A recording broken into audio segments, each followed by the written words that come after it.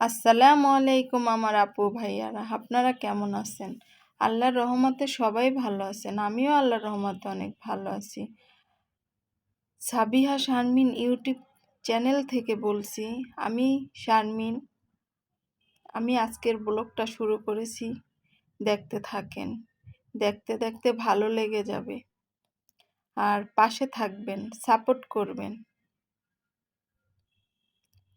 আমি একদম সকালে উঠে, সকাল না যেমন 7টা বাজে উঠছি। উঠা দেখি আকাশের অবস্থা এরকম, সূর্য উঠছে, হালকা শীত শীত ভাব, কিন্তু অতটা না।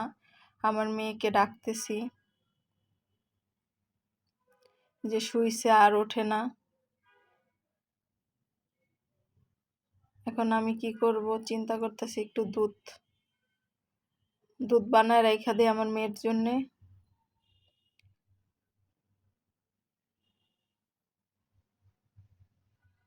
আর এই ডিমগুলোকে আজকে ধুয়ে নেব।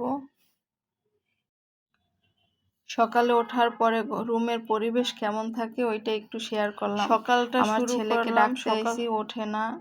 কতক্ষণ ডাকাডাকি করে আবার চলে গেলাম। এই যে মোবাইল চার্জ দিয়ে সে ঘুমায় আছে।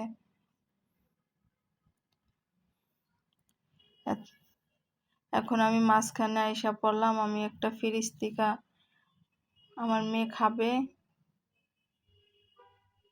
ওটা বের করব, আর বাচ্চার কাপড়চোপড়গুলো বের করে রাখি, স্কুলে যাবে তো। আর এই যে পর্দাটা দিয়ে রাখছি আয়নার মধ্যে, ভয় লাগে দেখে রাতের বেলা আয়নার দিকে তাকাইলে মনে হয় কে যেন তাকায় আছে। এখন আমি যা রান্না করব ওই জিনিসগুলো একটু আয়না রাখতেছি সকাল সকালেই। আর একটা জুস নামাই নিছি,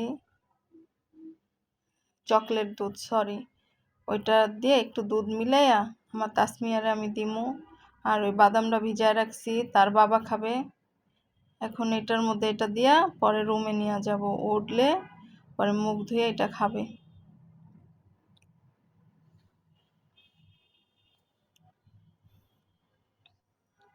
আপনাদের কাছে আমার অনুরোধ, ভিডিওটি দেখার সাথে সাথে একটা লাইক দিয়ে দেবেন। এটাই শুধু অনুরোধ। আপনার একটা লাইকে আমার ভিডিওটা অনেক দূরে নিয়ে যাবে, মানুষের কাছে পৌঁছে দেবে, আপু ভাইয়াদের কাছে। আমি বিছনাটা ঝাইরা নিতেছি সকাল সকালেই, যে তাসমিয়ার স্কুলে দিয়ে আসানোর আগেই আমি বিছনাটা ঝেড়ে নিলাম।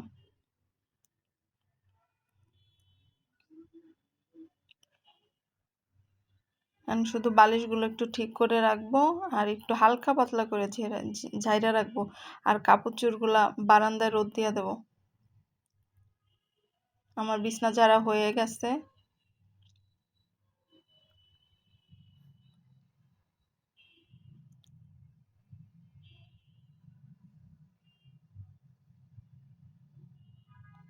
এই কাপড় চোপড়গুলো রোদ দিয়ে নিই।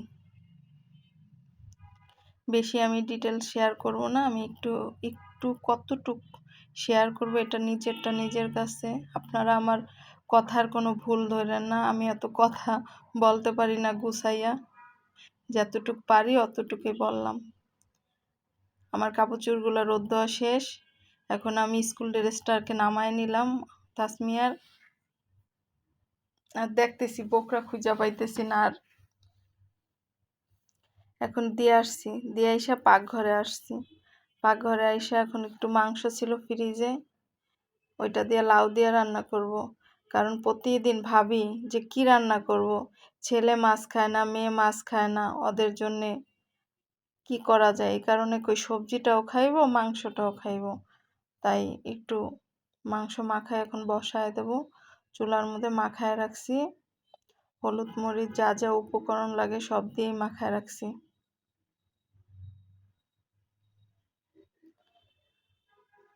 এখন একটু কফি দেই, দুধ ছাড়া কফি, তানভীরের আব্বারে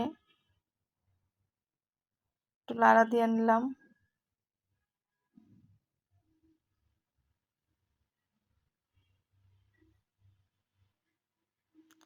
ধরতে যায় আপুরা ভাইয়ারা হাতের থেকে পড়া যায়, বুঝছেন।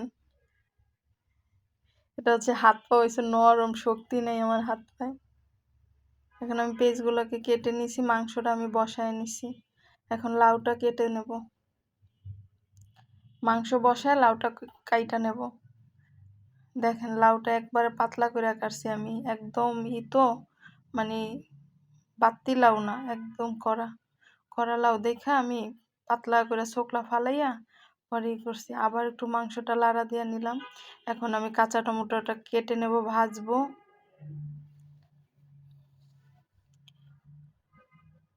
আমি কাজের ফাঁকে ফাঁকে সব কাজগুলো গুছায় নেব।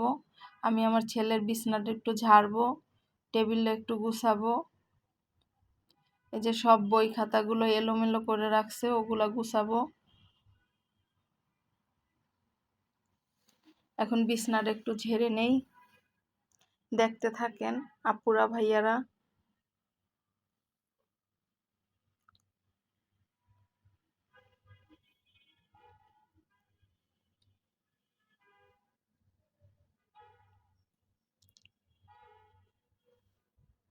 আমি ভিডিও যদি ভয়েসও দেই তাও মানে বাহিরের শব্দটা বেশি আসে, কারণ আমরা বাসাটা হচ্ছে মেইন রাস্তার পাশে, তাই অনেকটা শব্দ শোনা যাচ্ছে। আপনারা কিছু মনে করবেন না, স্কিপ করে দেবেন যদি আপনাদের অনেক খারাপ লাগে। এখন আমি মাঝে মাঝে কাজ করি আর একটু মানে আলাদা যে ঘর গোছানোর কাজগুলো ওগুলো করে ফেলতেছি। এখন আমি ডিমগুলোকে ভিজায় রাখবো,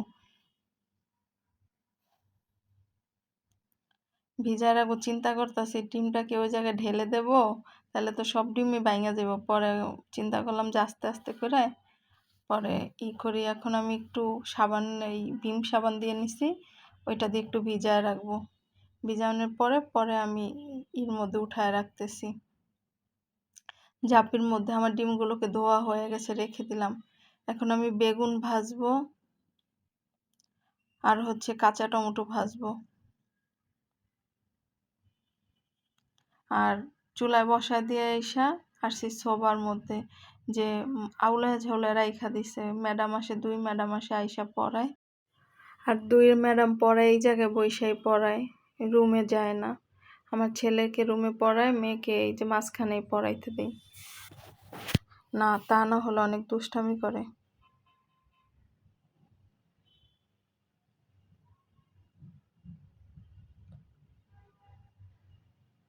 এখন আমি বইগুলাকে গুছিয়ে নেব। বইগুলা আউলা ঝোলা করে থুয়া দিছে, পরীক্ষা তো তাই কিছু বলি না, কই পড়বো না গুছাইবো, এই কারণে বলি থাক।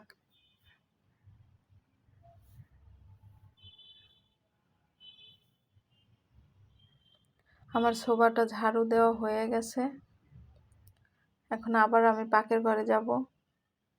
পাকের ঘরে যায় দেখবো যে আমি মাছটা যে বেগুন ভাজাটা যে চুলার মধ্যে দিয়ে আসলাম কি হলো তাও জানি না।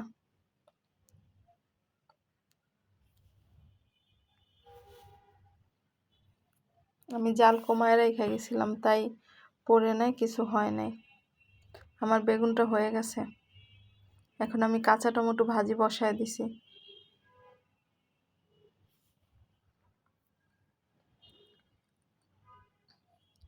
কাঁচা টমেটোটা আমার দরকার ছিল আর কতটুক ছোট ছোট করার, ওটা আমার করতে মানে মনে করছি যে সিদ্ধ হয়ে যাবে। এখন দেখি কেমন যেন আমার দিকে তাকায় আছে। আমি কি তাকায় থাকবো, আমার দিকেই তাকায় আছে। এখন আমার ভাজি 2টা হয়ে গেছে, বেগুন ভাজি আর কাঁচা টমেটো ভাজি। আর কালকের ভাত ছিল, আর এটা হচ্ছে লাউ দিয়ে মাংস দিয়ে রান্না, আর হচ্ছে কালকের একটু তরকারি ছিল। এখন এই সারাদিন বক বক করলাম, রান্না করলাম, কিন্তু সকালের নাস্তাটা আমি খাই নাই, শুধু কয়টা বাদাম খাইছি। এখন আমি একটু দুধ দিয়ে পাউরুটি দিয়ে খেয়ে নেব।